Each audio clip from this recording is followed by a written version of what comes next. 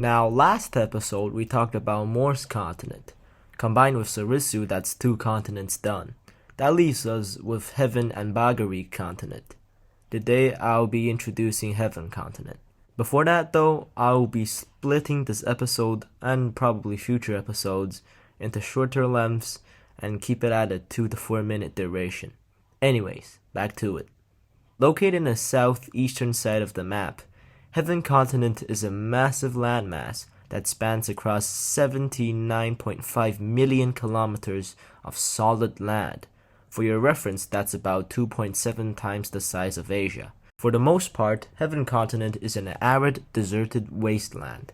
However, several mountain ranges on the windward side of the continent made some of its coastlines somewhat habitable, but even then it's just an extremely thin strip. Going towards the center of Heaven continent, one would have to go through millions of miles of steppe wasteland with various deserts dotting it. At one point in time, humans did try to terraform the planet, but found it too costly, slow, and dangerous to do so. So instead of terraforming the entire thing, they just set up underground recharge stations offering temporary refuge to people. Several thermal storms ravaged Heaven continent's inner deserts nearly every day. Temperatures would sometimes go so high it would rip into the already cracked ground and open fissures in the crust. Some fissures, some hundreds of meters across and thousands of kilometers down.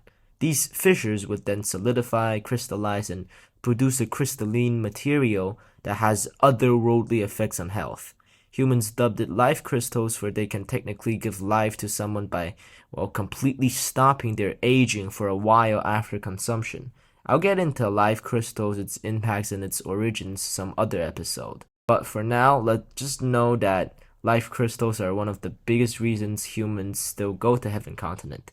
Like Sarisu, Heaven is a cash continent. Other than life crystals, Heaven continent is also filled with other gemstone deposits, natural fuel reserves, and valuable natural materials, like lotion made from monster blubber and stuff like that. So, technically, Heaven continent, although being literal hell on the Vixie, is the most popular one. If you go to Heaven continent, you'll be risking your life, but as a reward, you could acquire a lifetime of riches and live a heavenly life. For now, that's my reason of naming Heaven continent with that name. An interesting addition to Heaven continent is that it's actually the ancestral grounds for Divictions. Once Heaven continent had lush green ecosystems. Multiple Diviction empires have been built and would continue to do so until they were driven out by the sudden emergence of a predatory species. I will get into that in a later episode.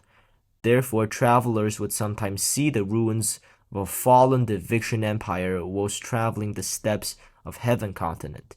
I haven't world built too much around Diviction culture, so that would be something for me to do in the future. Anyways, that's it for this episode. Next episode, I will be discussing human settlements on Heaven continent.